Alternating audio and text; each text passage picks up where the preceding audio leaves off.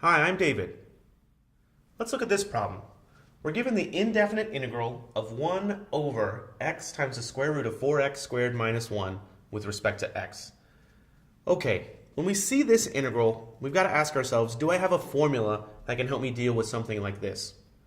Well, it's a quotient, so if there is a formula, it's got to be some formula with a fraction in it, with a quotient.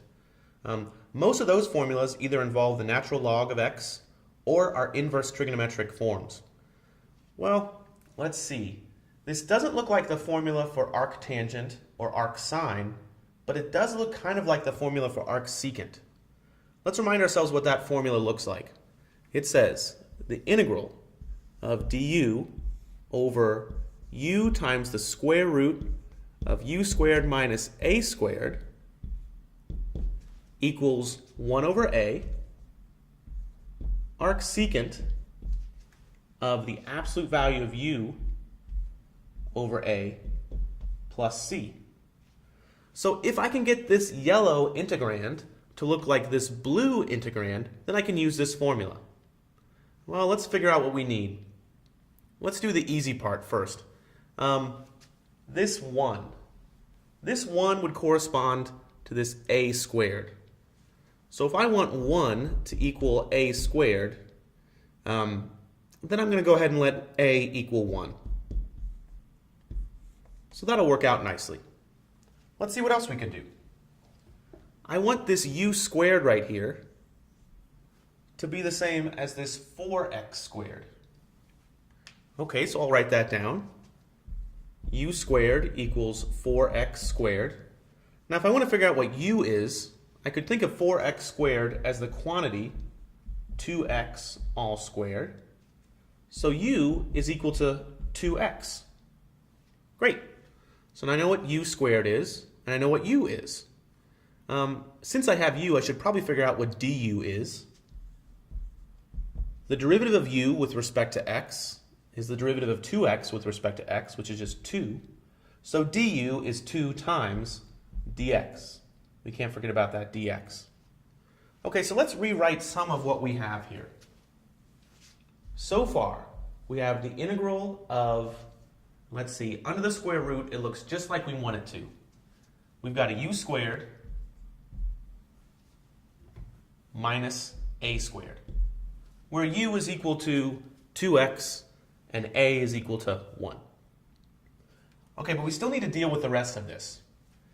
Let's deal with this x right here.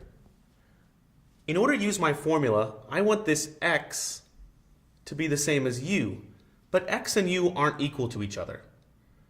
What I would really like is there to be a 2 right here. But I can't just multiply an integrand by 2 on the denominator, that changes it. But I can certainly multiply it by 2 over 2. Multiplying by 2 over 2 doesn't change it at all. I'm just multiplying by 1. And now this 2x is exactly the u that I wanted right here, and I can put that u in my formula. Great. Now the last thing I need is I need a du. Well, let me see. This du is supposed to be 2 dx. Well, I certainly have a dx, and I just put a 2 in there, which is kind of fortunate. So this 2 dx, if I wanted, I could just replace that with du.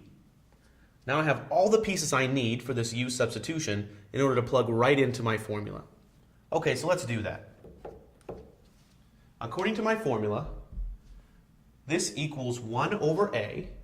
1 over, well, a is equal to 1, times arcsecant of the absolute value of u. Well, u is equal to 2x, so the absolute value of 2x, all over a is equal to 1, plus c. Well, I can simplify that a little bit. I don't need to write 1 over 1 or 2x over 1. So this equals arcsecant of the absolute value of 2x plus c. And that's my final answer.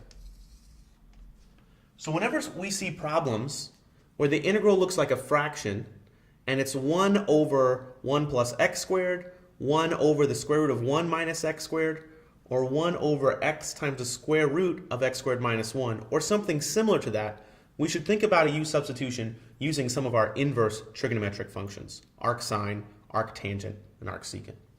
Thanks for watching.